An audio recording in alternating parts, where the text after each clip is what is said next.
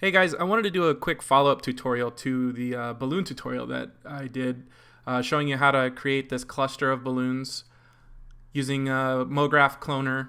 I gave you some bad information about attaching these strings, and I put the question out there to any of the viewers. If there was a better way of doing this, I obviously completely failed at it because I discovered after posting the tutorial that my connector object over here, once I put this all in a cloner, this connector object doesn't even connect to the balloons as they move around. So this was really bad information here. But if you didn't see the tutorial, go back and watch it because it explains all this other stuff about building the balloons and shading them and lighting it with Global Illumination. And actually, that's the first thing I want to start with. I want to just correct some information from the previous tutorial. I learned after posting this frame, it's not even high def. This frame took over 8 minutes to render, I believe, during the tutorial, and that's because we have Global Illumination and that transparency object in here. So what I discovered, two things. Under anti-alias, remember we wanted to set these settings. By default, Cinema has the anti-alias set to geometry, which only affects the outer edges of a shape and not anything on the inside. So when you make an object reflection or transparency, the anti-aliasing is a lot more jagged. So we had set this to best, and we took this from 4x4 down to 2x2, which helped us a little bit. We could probably even take it down to 1x1 in here. But you know what I'm going to do? I'm actually going to change it back to the geometry setting only because I'm going to get rid of that transparency in here. I'm going to just uncheck it completely. And instead, I'm going to use the alpha channel. And in the alpha channel, I'm just going to throw a color in here. And I'm going to bring that color down to about 50%. And that alpha is just going to mask away, and it works differently. It calculates differently than transparency. So now we don't have to worry about the reflectivity of those anti-aliased edges showing through the balloons. They're just going to come through as an alpha object because this is going to be screened. So that should save a little bit of render time, not much, but it'll help a little bit. The next thing I want to do, I want to get rid of the global illumination. And I did a couple of tests, and yes, global illumination, the lighting looks much better. But if you're doing an animation of this and you've got 200 balloons in your cloner here, think about how much calculation it has to do with that global illumination on every single frame. So what we want to do is delete our global illumination from our scene. Again, we're following the last tutorial. So we'll come back in here. I want to just create a light, and it's just going to show up at the 0, 0 coordinates of my scene here. But we want to tell that light, if I come under general here, we want to turn on ambient illumination, and that's going to actually act just like global illumination. Let's turn off that transparency for a second so we can speed up the render. But I want to show you if I do a quick render here, this is with that light. Let's turn that light off, do another quick render, and this is without it. So you can see how much that little light is adding. Let me put the interactive render on, pull up the quality, and again, that's without that light, and that's with the light. But now notice it's not doing that pre-calculation of the global illumination like it was doing before. This is obviously too bright as white, so what we want to do with the light selected, we want to kind of cool it. Now see how I changed that slider? Let's turn the interactive off. Kind of changing the color of that light till it kind of roughly matches this background blue that we have. And that's basically the same thing that the global illumination was doing. It was taking this light and projecting it back onto the balloons. So if we dial that down and we get kind of a matching color in there, turn the interactive on, you can see how much quicker it's lighting the scene, and it's not doing that pre-calculation of the global illumination. But if you come back over to the picture viewer here, we are losing all this really great detail from the shadows that's happening here. So what you can do under your render settings is add ambient occlusion, and you can take, because the scale of the balloons is so small, you can drop this number down to maybe, I don't know, 50, cut it down, and we come back here. Now it's going to take a little bit longer to render, but now you see it's filling in all those shadows and on the strings and everything. And again, it doesn't look as great as the global illumination does, but you can see if I hit render right now, we went from an 8-minute render down to, well, actually I don't have the transparency on, so this isn't a fair calculation, but you can see how much faster that renders. Let me go back into the material, turn on the alpha, and hit render. And that 8-minute render, look how much faster it goes. Now this is going to be really handy if you're doing animation and you've got these balloons floating around. And you can see it's a lot slower with the transparency turned on. But we've changed that anti-alias setting. We've gone from the transparency setting to the alpha setting in there. So our balloons are still see-through, but we don't have to worry about the jagged anti-aliasing through there. And without global illumination, it's rendering much, much, much faster. So I'm not going to bother with this completing because I'll just show you right now. Here's the final render from our last project, from the last tutorial. And here's the, here is what's rendering right now. So that's not too bad of a comparison considering we cut the render time down by more than half doing it this way. Okay, so let's stop that render so it's not chewing up our background here. So the next thing I want to talk about is the horrible job I did with the strings. That was just, that was bad information, and we need to fix this. So turning to the Vimeo community, I put the question on the tutorial that if anyone had a better way of connecting these strings to this balloon, please let me know. And Yater on Vimeo came up with the best solution that just blew my mind. It was awesome. So I had to mess around with it a little bit to get it to work, but I want to show you guys how to do this. So thank you, Yater. You're my hero. This is awesome. So let's start with a new project. I'm not going to show you guys how to recreate the balloons. You can watch the other tutorial to do that. I just want to show you how to connect the strings to some objects. So what I'm going to do here is create a pyramid. I'm going to make it roughly the same size that we made the balloon in the other tutorial. So I'm going to make it 10 by 20 by 10. And I'm going to zoom in on it, and I want to flip it from positive Y to negative Y.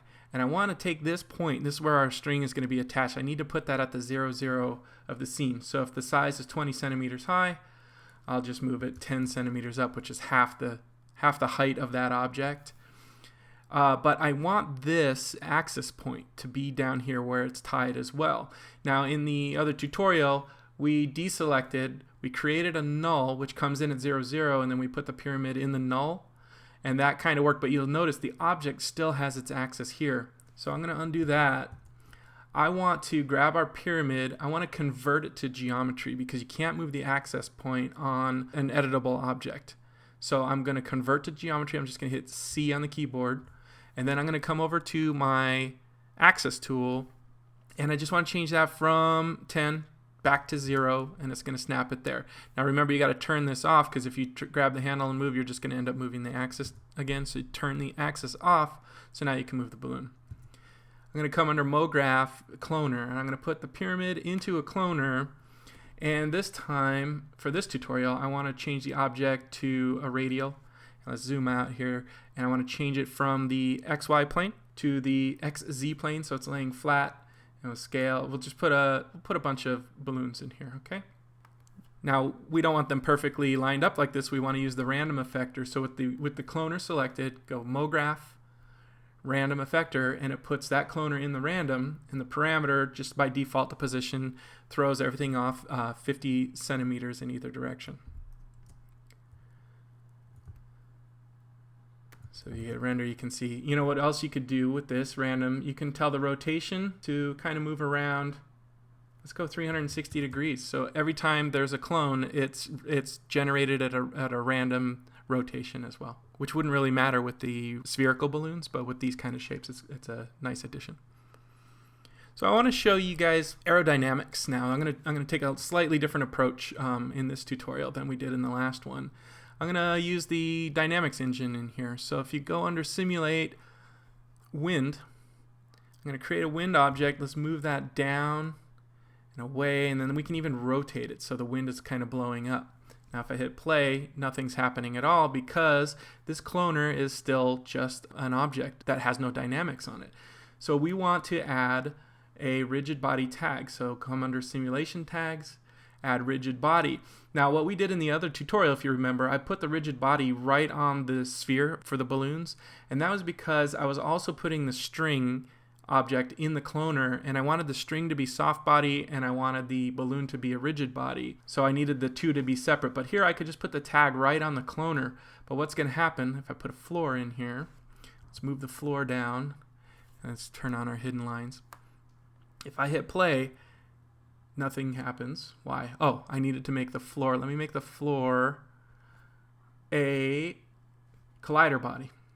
So now if I hit play, the balloons fall, but now notice they're all connected, because what this tag is telling it to do is take the end result of that cloner and turn that one continuous shape into a rigid body. Well, we want each individual cloned object to have a dynamics of its own. So you come under that rigid body tag, you go under collision, and under the individual elements, by default it's off, you turn it on, and then each one of those cloned objects becomes its own dynamic object, rigid body object. Okay, let's get rid of our floor.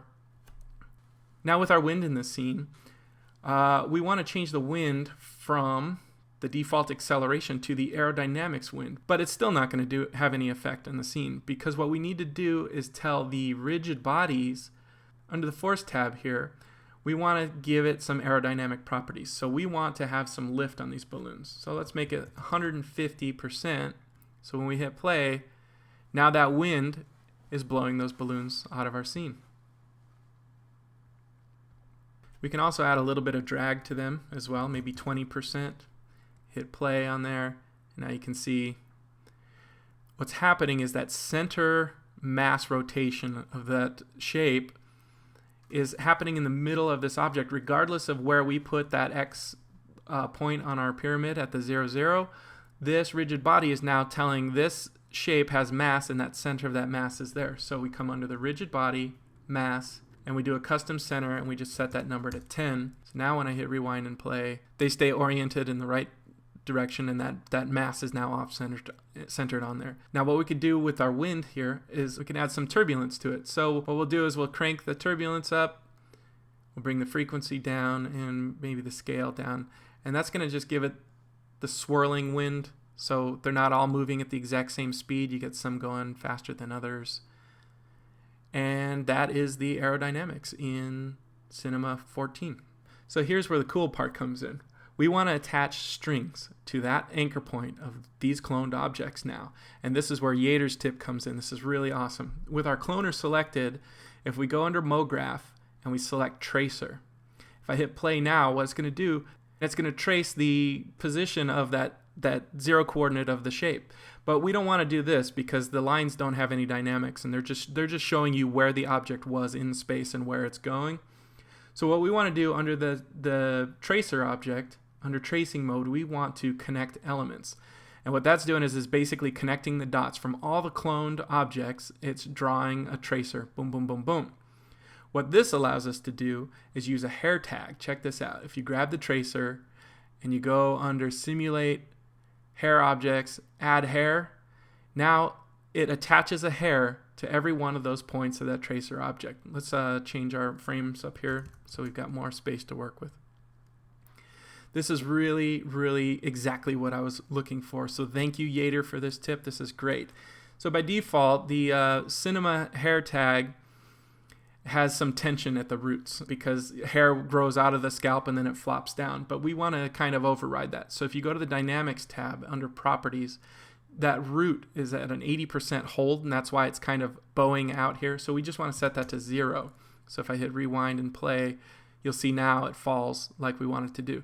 So based on the last tutorial, with our balloon at 20 centimeters, we had a 400 centimeter string. So you set that hair property here under Guides. Under the roots, it's creating, it knows that there's 20 objects being cloned right now. So put that in by default. But the default length of a hair is 100 centimeters, and we want to make that 400. So we put 400 centimeters in there. If we rewind, you can see now, as those hairs fall, there's only 8 segments in there. And that's not enough for our geometry. That's going to kind of look very jagged, very faceted. So we want to bump up the segments from 8 to 24. So now there's a little bit more geometry calculated in the segments of that hair guide right now. But you'll see if I hit render at this point, what the hair shader does is it tries to fill all these hairs in between these guides. The guides come off of those tracer points, but then the hair engine is filling in the spaces in between. So under roots, you see it's putting a count of 5,000 hairs in there. We're going to override this setting just by telling the roots not to be auto, but to follow those guides, which are those 20 lines there. So now if I hit render, you'll see we've got only 20 hairs falling off of there now. And we can make that show up, but you'll notice it created a hair. As soon as we added hair into the scene, it created a hair material here. So we can go into the hair material. We could turn off thickness, specular, and color. And now if we hit render, you'll see we've got these hairs here. The issue with this, though, is it's using the hair engine and the hair shader. So if I zoom in on one of these balloons and hit render, we've got these weird hair shading things here. We want to replace this hair. I mean, if you're in a hurry, I guess you could do it this way, especially if you're zoomed out far enough. But we want to replace the hair material with geometry. So I'm going to create a cylinder. So what I want to do with this cylinder, I want to keep the geometry as low as possible, obviously, because we're going to be cloning it. In this case, we're only cloning it 20 times, but in the other tutorial, we had 200 balloons, so that adds up to a lot of geometry when you clone this 200 times. So I'm going to take the rotational segments of this cylinder and take it down as low as Cinema will create a cylinder, and that's 3 sides, a 3-sided cylinder. But remember, we split our hair.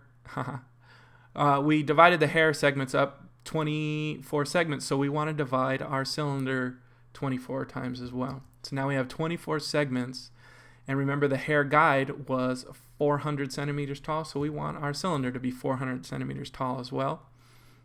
But it's obviously much too big, so we're going to take that way down. But let's zoom in on our pyramid. Let's turn off the cloner. We'll look at our pyramid under here, go back to our cylinder, and just slide this number down until the scale looks right. Let's do like really small, like 0.1 centimeters. And if I hit render, you'll see that's a good scale of a thin piece of string tied to a balloon about that size, okay? So if I zoom out here, now I want to wrap this cylinder onto each one of those hairs, right? But in order to do that, I need to turn that cylinder, that primitive shape, into geometry as well. So I will select it and I'll hit C on the keyboard, and now this is a polygon object now. So now I'm going to rename that to string so we can keep track of what's going on. And turn our cloner back on. Let's rewind so everything's at the default position. I want to now take this cylinder and tell it to wrap onto that hair. So you do that in the hair object. You come under generate and you grab the type that's set to none by default. We want to change it to instance, and then twirl this instance open, and we want to grab that string and we want to drag it into the instance slot here. So now if I hit render, you'll see that geometry is being instanced onto each one of those guides. But watch what happens if I hit play and pause, and now I render. We're getting the hair guide rendered as well as our geometry. So we want to override that by telling it don't render the hairs. You just uncheck this right here. The other thing we want to do, if we want to put a texture on that string, like let's just take our default material, drag it on the string. If I hit render, you don't see it until you tell the hair to keep the texture of the instanced object. So I do that, hit render, now you can see the white is showing through here. But it's also getting thicker, so we want to tell the scaling to be uniform, and that means keep the size of the instanced object. So when I hit render, you'll see now we've got white strings that are the original size of this object here. So speaking of, we want to hide this object. We don't want to see this in our renderer or our editor. It's just going to be our referenced object. We can also turn off the traffic light here for the tracer so it hides it out of the scene. So we rewind and we can hit play. Now you'll see it looks like they're disconnected at first, but then when I stop and hit render, they're all connected on there. I hit stop and render, and there you have it. So we go into the cloner, the random like we did in the tutorial, set the color mode to on, default to add, hit render. Now we've got our color balloons. So there you go, guys. That's a quick tip on how to solve the problem of attaching the strings to that object. It was just racking my brain. I'm sorry about the first tutorial with the false information, but like I've always said, I'm still learning myself. So I'm glad there's people out there like Yater who have more experience in this area and can help teach us. This is fantastic. So thank you, guys. Check out Yater's Vimeo page. I'll put a link in the description of this. And we'll see you guys next time.